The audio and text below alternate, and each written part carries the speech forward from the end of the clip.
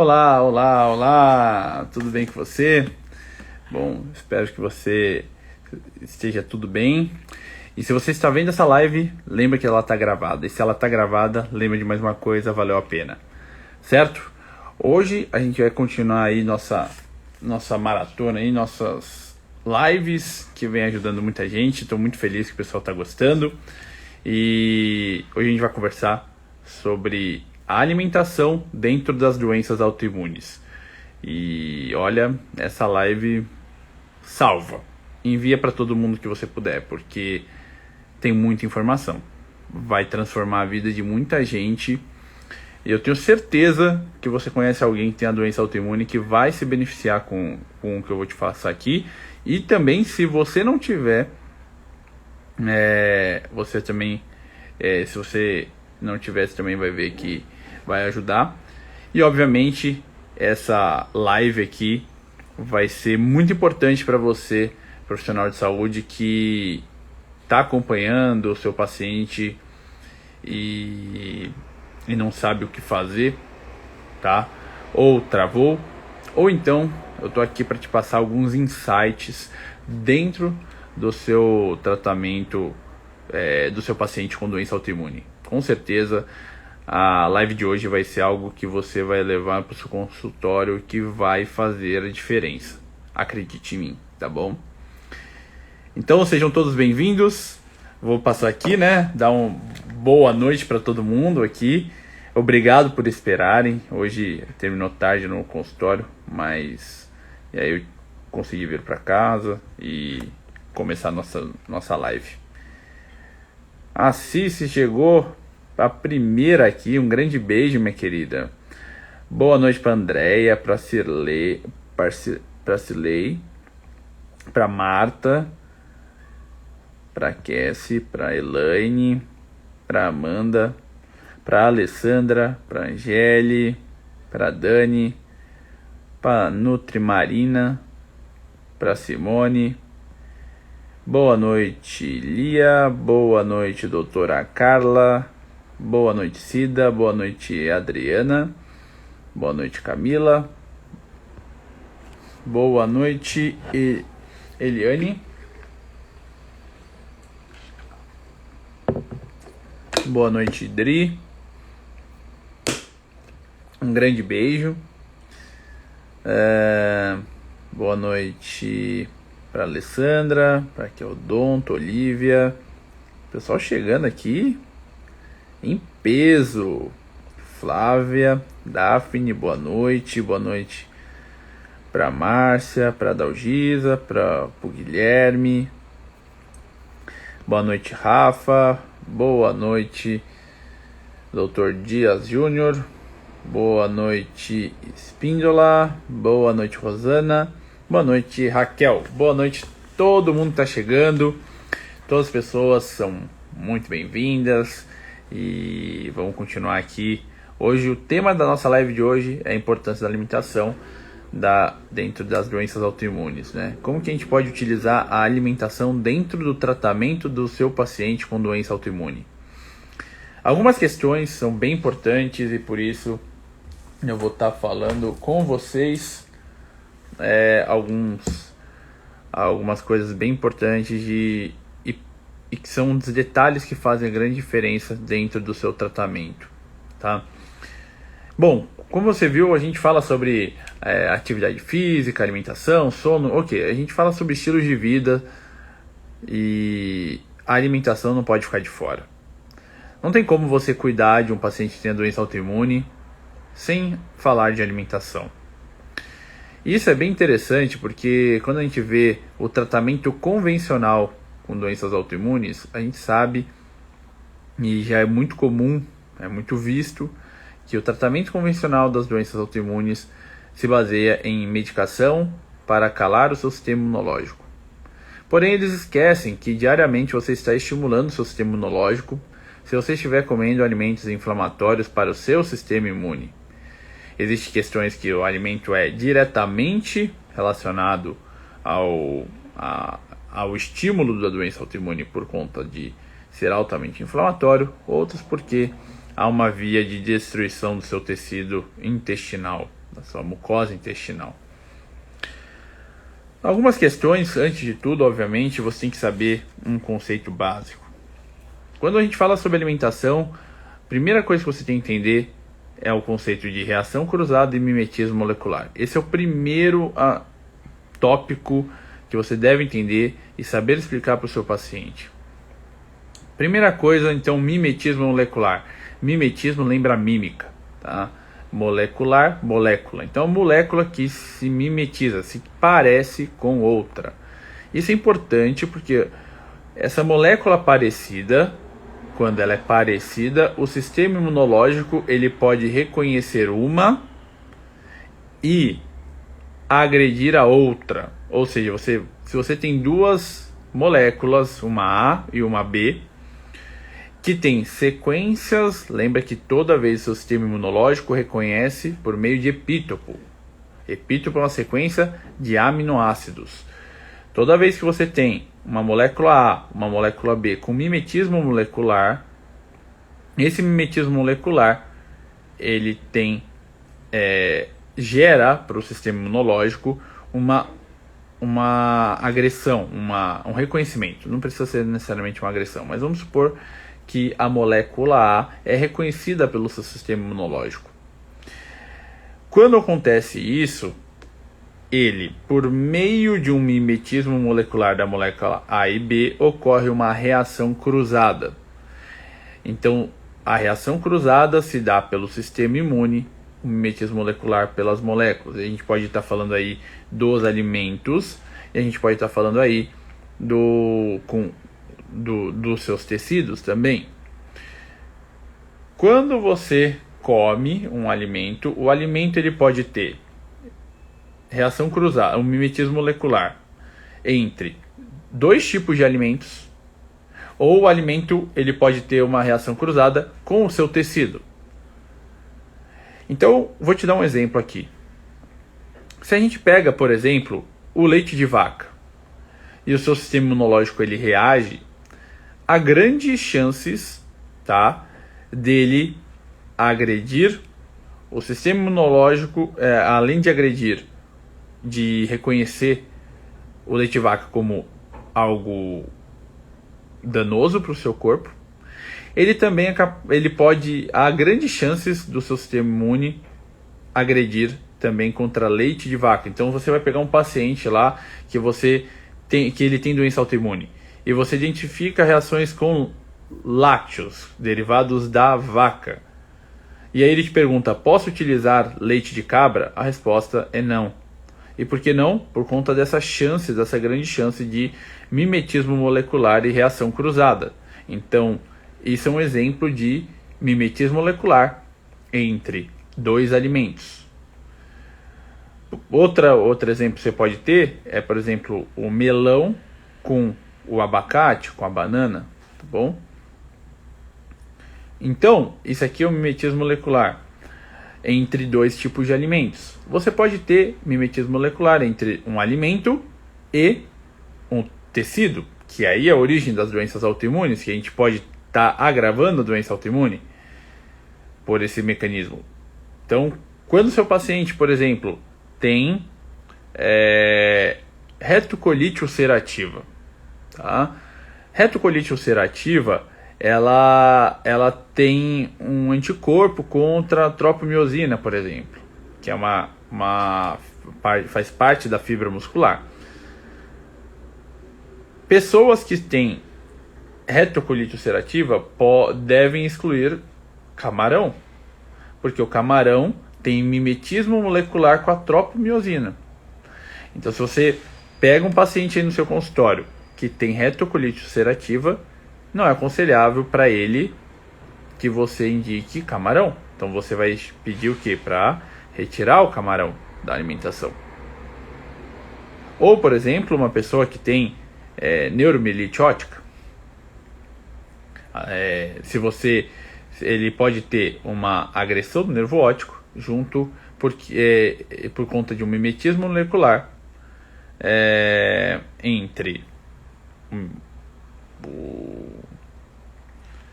o espinafre, ou o tomate, ou o milho, e o nervo óptico. Então é mimetismo molecular que ocorre.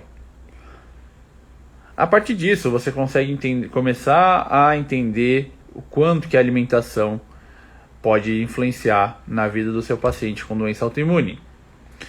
Quando você tem essa questão do alimento, então, a reação cruzada é tudo que você quer evitar. Então, para a gente evitar essa reação cruzada, você deve ter um alimento bom.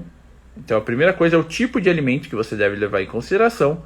O segundo é a capacidade do seu corpo de digerir este alimento, para que menores sequências de aminoácidos sejam disponíveis. Por quê? Quanto maior essa sequência de aminoácidos, maior a chance de ter reações cruzadas. Maior a chance do mimetismo molecular e, obviamente, como consequência, reação cruzada. Então, se a gente quer evitar isso, a gente tem que pensar na alimentação como um todo. Pensando dentro dessa alimentação do seu paciente, a gente tem então tipo de alimento que a gente tem que avaliar para o seu paciente. E se a gente pudesse escalonar, tem várias coisas que podem estar relacionadas com o paciente com doença autoimune.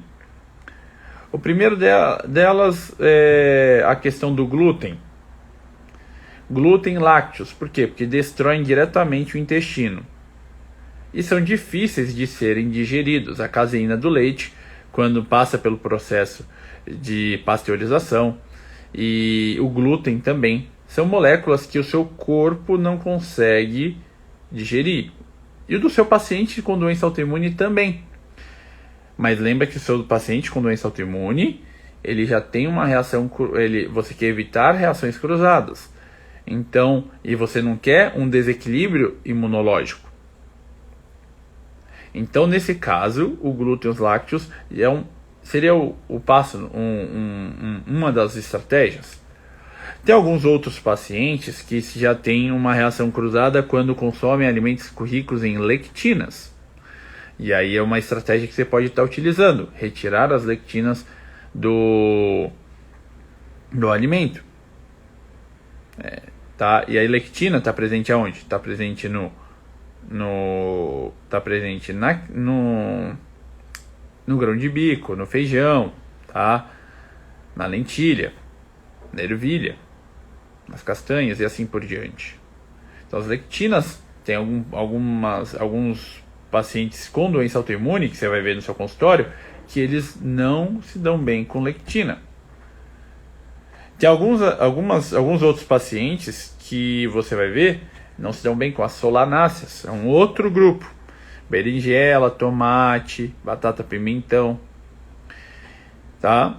Tem alguns outros tipos de pacientes que não se dão bem com nenhum tipo de grãos. Tá?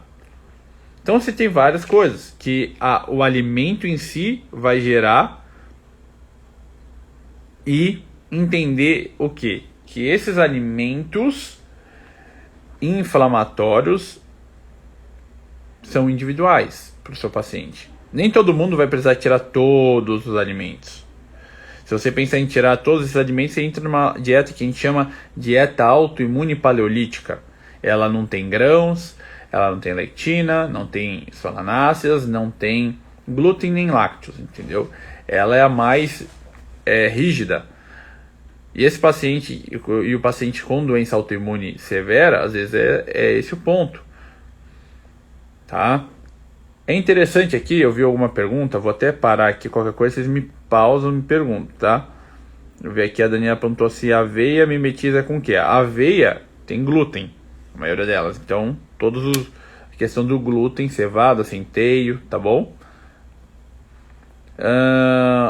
E a Pétala, Tui perguntou o seguinte: como descobrir quais alimentos causam esse mimetismo com cada pessoa? Aí a gente tem exames de teste alimentar. A gente pode estar usando o Vega Teste, a gente pode estar utilizando o A200, tá? A gente pode estar utilizando algum teste que avalie os alimentos, principalmente por conta de anticorpos IgG, tá? Tem alguns locais que você vai falar, eu fiz alergia alimentar, teste de alergia alimentar. Aí você vai ver, a pessoa traz para o seu consultório o IgE. IgE, pessoal, não vai resolver o problema, tá? O IgE tudo bem, a gente vê, deu positivo, ok, aí você exclui, não pode ter contato nenhum, mas se tiver, mas o IgG é que vai ser importante. Aqui a gente está falando, dentro da doença autoimune, uma das coisas que você tem que entender é a questão de reação tardia, tá? Aqui vale a pena um adendo aqui, uma pincelada, tá? Esse tema é muito complexo, muito grande, mas eu vou trazer muito conteúdo hoje para vocês. Então, abrindo um espaço aqui, é importante você saber o que é alergia alimentar tardia, o que é alergia alimentar aguda e o que é intolerância alimentar. Alergia alimentar aguda, tá? É quando você come, por exemplo, camarão e fecha a glote. Em instantes, segundos você já tem essa reação. Isso aí é uma alergia aguda ao alimento. Por outro lado, você pode ter uma intolerância alimentar. Intolerância alimentar está relacionado com enzima. A deficiência enzimática leva a uma intolerância alimentar. Por exemplo, a deficiência de lactase. Você não ingere a lactose e você tem intolerância à lactose.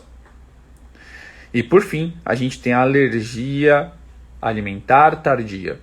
A alergia alimentar tardia, ela tem como característica você ter reação ao alimento, só que ela pode começar até depois de umas horas, mas ela pode aparecer depois de 72 horas.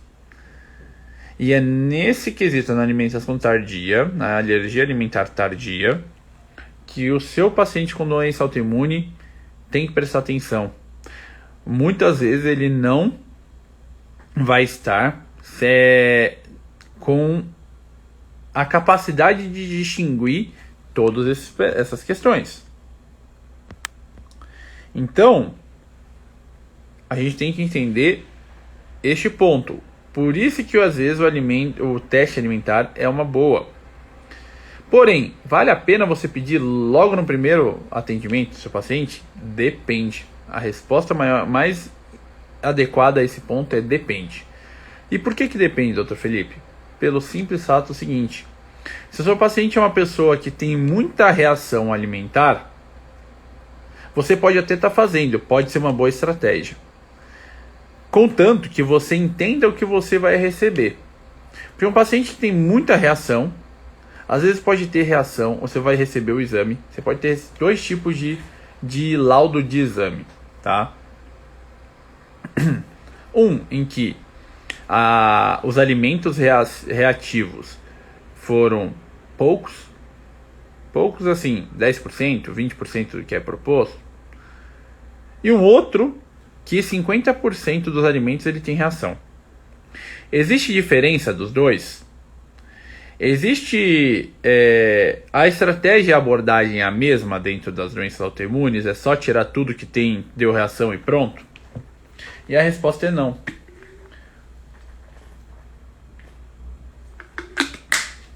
Por que não? Porque um deles, o que tem menos reações, este sim está te mostrando um exame mais fidedigno, em que ele tem realmente as alergias a provavelmente a maioria desses alimentos que deu positivo. Porém, no outro, que deu reação diversa, 50% dos alimentos, ele pode estar apresentando uma perda da tolerância oral. E o que é isso? É quando o seu sistema imunológico começa a reagir com tudo que você come. Então, nesse ponto, nesse paciente que você tem, tá? Nesse paciente que ele já está com reação a vários alimentos, aí esse paciente vale a pena você tirar os mais alergênicos. O outro não, o outro você pode tirar aí mais todos os alimentos, ou enfim, fazer um teste com ele, tá bom? Então isso daí é bem interessante a gente entender, porque tá cada vez mais comum a gente pedir o teste alimentar, mas também tá cada vez mais comum a gente não saber o que fazer com ele. Tá bom? Então é importante você saber disso. É importante você saber também que o VH-teste não, porque ele usa o método por biorressonância, né? Ou biorressonância também propriamente dito, também não costuma entrar muito. Se bem que se você faz biorressonância, o tipo de perguntas que você pode estar fazendo também vai fazer diferença. Porque saiba que o alimento, o tipo de cozimento, de preparo do alimento faz diferença, tá? Como assim, Felipe? Um alimento cru, um alimento cozido, um alimento torrado pode fazer diferença na questão de intolerância, de reação imunológica. Por exemplo, se você pega um ovo, tá? E às vezes você vai lá, coloca o ovo para cozinhar. 1 minuto, ele fica da gema de uma cor. 7 minutos, ele vai ficar com cor diferente. Isso é por quê? Porque você acaba desnaturando algumas proteínas. Então, às vezes uma proteína pode ser alergênica quando ela é consumida crua, mas quando ela é torrada, ela pode não ter. Quando ela é cozida, pode ter menos. O que é comum na minha experiência, tá? Que eu posso passar para vocês. Por exemplo, algumas pessoas, quando consomem tomate cru, tem reação. Algumas pessoas que tomam, aí depois a gente vai ver cozido, não tem reação. Por outro lado, algumas pessoas consomem amêndoas cruas, não tem reação. Amêndoa torrada tem reação. Tá? Se você combina alimentos, também podem aumentar a reação. Por isso que bolo, pão, tudo que vai muito ingrediente pode dar mais reação do que às vezes você comer algo pontual. Saiba orientar isso para o seu paciente. A reação cruzada aqui eu falei com vocês. Então até aqui, o que a gente viu nessa live, né? Como a alimentação influencia dentro da proposta de tratamento do seu paciente com doença autoimune. O tipo de preparo do alimento do seu paciente. A questão de mimetismo molecular, a reação cruzada, tanto entre os alimentos, como também entre órgão e alimento. Só por isso, já valeria a pena você dar muita importância à alimentação do seu paciente com doença autoimune. Além disso, então assim, a gente está falando do quê? De como eu estou estimulando o sistema imunológico a agredir o tecido alvo da doença autoimune daquele paciente que eu estou tratando. Agora, a gente pode ter uma cascata imunológica de ação direta por conta de determinados tipos de alimentos. Existe um looping imunológico criado quando você come determinados alimentos. Por exemplo, o sal refinado, ele estimula a interleucina 17. A interleucina 17 ela faz um looping imunológico. Por quê? Porque qual é a função dela? Só piorar a inflamação. Só estimular mais o seu sistema imunológico. Então, vale a pena você entender isso para o seu paciente. Porque o seu paciente com doença autoimune, se ele come alimentos muito industrializados, vai ter muito sal. Qual tipo de sal ele usa no dia a dia? É um sal refinado? Então, fique de olho, porque o sal refinado pode ser um gatilho para essa doença autoimune. Não só isso. Vamos lembrar também que o açúcar faz a mesma coisa. Por quê? Porque o açúcar gera uma desglicemia, e a gente sabe que a desglicemia gera também um looping imunológico, e esse looping imunológico piora o desequilíbrio do sistema imunológico do seu paciente. Então olha só quanta coisa a gente tem dentro de uma abordagem alimentar do seu paciente com doença autoimune. Ah, só isso? Não, não é só isso. Uma coisa bem interessante de você entender, e olha, essa é uma pérola aí para vocês levarem para o seu dia a dia e aplicar no seu paciente com doença autoimune, tá? Que eu vou falar agora. Presta bem atenção. Uma das coisas que a gente não quer é gerar mimetismo molecular. a gente gera mimetismo molecular quanto maior a sequência de aminoácidos que restou naquele alimento. A chance de ter uma maior quantidade de aminoácidos aumenta conforme a gente não tem capacidade de digerir o alimento. Um alimento que você não tem digestão nenhuma gera mais mimetismo molecular. Dentro da alimentação, então, é importante você orientar o seu paciente, por exemplo, a retirar corantes da alimentação. O corante da alimentação é algo importante, porque quando o alimento tem corante, é mais difícil de quebrar aquela molécula proteica. Sendo mais difícil de quebrar a molécula proteica, há maior risco de mimetismo molecular e, consequentemente, reação cruzada. Então, às vezes, um tipo de alimento que não era reativo, ele pode começar a ser alergênico para o seu paciente. Isso é importante. Então, e aí vem um detalhe muito importante, porque que acontece? Se o corante diminui a digestão, tome cuidado com o que ele vai comer que tenha corante, e tome cuidado com o que você está prescrevendo para o seu paciente com doença autoimune. Porque muitas farmácias de manipulação, para deixar as coisas mais fáceis da adesão, e para ficar mais bonitinho, eles colocam corante pra caramba. Então cabe a você fazer uma parceria com a sua farmácia de confiança e falar: olha, os meus pacientes não querem corante. Por quê? Porque sem corante, você já sabe o porquê dentro dessa história toda que eu te passei. Então, cápsulas coloridinhas não é uma boa para o seu paciente com doença autoimune, tá bom? Então, isso é bem importante. Então, prefira cápsula transparente, sem glúten. Sempre escreve, né? Porque hoje em dia tem tanta coisa que tem glúten, lácteos, que é melhor. Você vai ver que tem muita cápsula também industrializada, às vezes já de farmácia, que tem lactose, tá?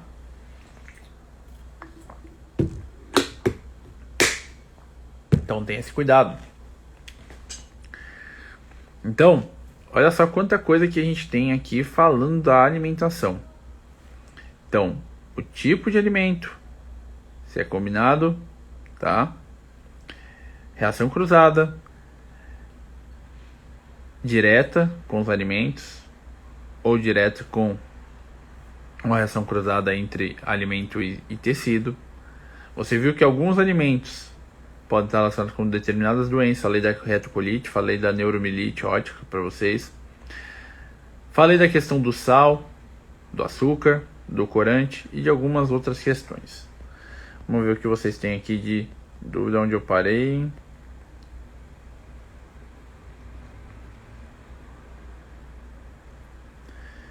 A Jenny perguntou assim: Dr. Felipe, como fazer para não emagrecer tanto quando se está fazendo controle glicêmico para tratar Hashimoto? Estou sem arroz e farinha. Bom, basta você calcular as calorias necessárias para o seu dia a dia. E aí, quando você entende isso, você não vai perder peso, a menos que você perca gordura porque você estava inflamado, tá bom? Isso também é um ponto. O leite de cabra tem caseína também, assim, também tem, tá? E ele tem, como eu falei, a chance de reagir, de ter reação cruzada entre leite de vaca e leite de cabra é muito, muito grande, tá bom? O IgG tem que ser retirado por quanto tempo? Ótima pergunta. O IgG ele vai ser retirado por pelo menos aí 3 meses, tá? Para que você veja o que pode reverter. Agora, sempre tem uma questão que me pergunto, tipo, a pessoa reagiu a tudo, vai ter que retirar tudo de uma vez? E a resposta é não. Dependendo do caso, você vai tirar aqueles que o paciente diz ser mais sintomático, ou então aqueles que têm maiores reações naquele momento. Ou então você pode ir evoluindo passo a passo. E um pouquinho, tirar primeiro o glúten lácteos, de repente, depois, se ele ainda não fez o exame, aí vai testando. Ele fala que quando come feijão e grão de bico ele fica estufado, fica mal ou piora a doença autoimune, ele entra em crise. Então foca nesse tipo de alimento. Quando ele toma leite, nossa, piora totalmente a doença autoimune dele. Então foca nesse objetivo. Vai tentando entender, lembra que por isso que a primeira consulta é o que eu falei, forme um time com o seu paciente. Porque às vezes você tem vários problemas dentro disso, entre eles a alimentação. Selecione algumas prioridades para você começar nesse momento, para ele começando a melhorar, e aí sim, ou às vezes, desculpa pessoal, a Siri estava entrando aqui, sempre ela entra nas lives, impressionante. Se ela entrar, se ela tá entrando, deve ser sinal que tá boa, né? Então, vamos dar valor a isso. Perdi o raciocínio aqui. Então, beleza, não tava falando de escalonar. Então, compreenda o seu paciente, converse com ele, tá bom? Veja quais sintomas tá sendo mais importante nesse momento para que melhore o quadro, tá bom?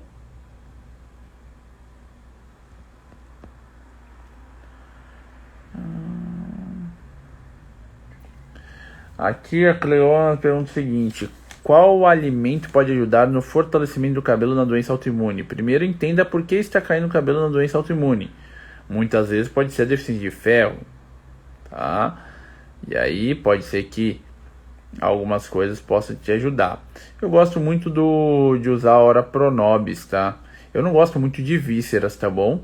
Nas doenças autoimunes. Porque víscera, a chance de ter uma reação cruzada aumenta, tá?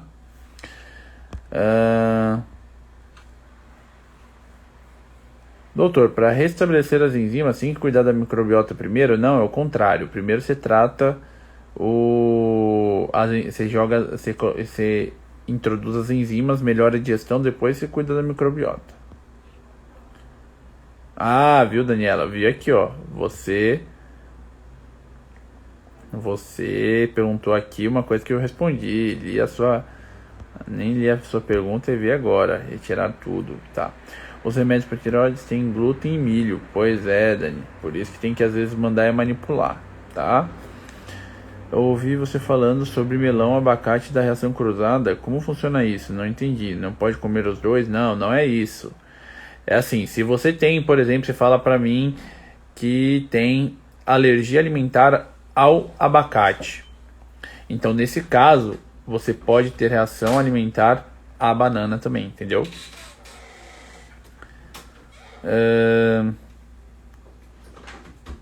Aqui a Daniela está falando sobre alergia por IgE tem que ser evitada para sempre. Isso, IgE para sempre, porque isso daí, se você começa a estimular, você pode ter pioras cada vez maiores, tá? Então é diferente de IgG. IgG não, IgG pode ser por um período, pode modificar. O IgE não costuma modificar, tá bom? E aí, bom, ele perguntou aqui quem piorou depois de 6 semanas de Low FODMAP. Bom, Low FODMAP não é para todo mundo, tem que avaliar. Doença autoimune não é um protocolo engessado para todo mundo, tá, pessoal? Lembre disso sempre para orientar seu paciente. Seu paciente tem que saber que ele é único e tem uma doença única para ele também, tá? Então, a partir disso você vai estimular, você vai ver os gatilhos e vai estabelecer a melhor alimentação para ele naquele momento, tá bom?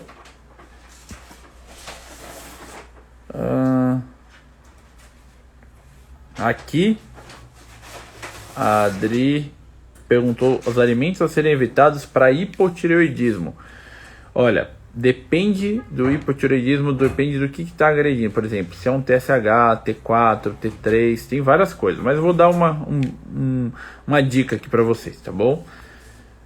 Se você vê, por exemplo, anticorpos, antitireoglobulina, ou se você vê um T3 muito baixo do seu paciente, uma das coisas que vale a pena retirar é o látex, tá? Porque algumas pessoas têm sensibilidade ao látex. E aí você fala assim, poxa, beleza, aí isso é tranquilo. Mas quantas vezes você vai num lugar que o paciente, que um restaurante prepara e pode usar luvas com látex? Olha que doido, não é simples. Mas tem que observar isso. Então só um detalhe aí, no hipotireoidismo a gente tem várias coisas, tem castanha do Pará, tem castanha de caju, mas depende do tipo de alimento, depende do tipo de hormônio que tá baixo e tal. Isso aí a gente pode falar em outra live, que aí eu preparo um conteúdo ainda mais rico para vocês, tá bom?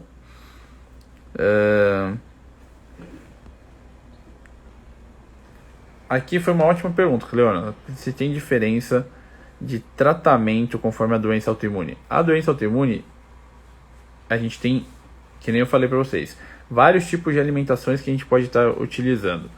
Então a gente falou da autoimune paleolítica, a gente tem só a paleolítica, a gente tem a sem glúten, sem leite, sem lactose, sem solanasa, sem lectina. E sim, para cada tipo de doença autoimune, na verdade não é só para cada tipo de doença autoimune, é para cada tipo de paciente com a doença autoimune, a gente vai abordar um tipo de alimentação. Normalmente o glúten e os lácteos a gente tira por conta de inflamações intestinais, certo? Então hoje vocês aprenderam sobre alimentação dentro das doenças autoimunes. A alimentação, vocês aprenderam mais aprofundado como abordar o seu paciente e em relação à alimentação e reação cruzada entre os alimentos, entre o alimento e o tecido. A importância de como você avaliar a questão intestinal, a questão do exame, e também a questão do sal e açúcar, dos corantes e de todos os outros alimentos possivelmente alergênicos, tá certo? Eu espero que vocês tenham gostado aí da live. Foi uma live com muito conteúdo denso. Veja e reveja quantas vezes você quiser. E prepare-se porque vem muita coisa boa aí para vocês. Mandem perguntas se precisarem aí sempre na caixinha de pergunta que eu fizer, porque aí é legal, porque mais pessoas conseguem ver. E às vezes é o que eu falo, você teve a coragem de mandar a pergunta, que às vezes é a mesma pergunta que uma pessoa que ficou envergonhada, às vezes está chegando e não sabia como perguntar, e você ajudou ela a ter mais clareza sobre doença autoimune, tá bom? Então não deixe de mandar sua perguntinha dentro das caixinhas de perguntas que eu deixo aqui semanalmente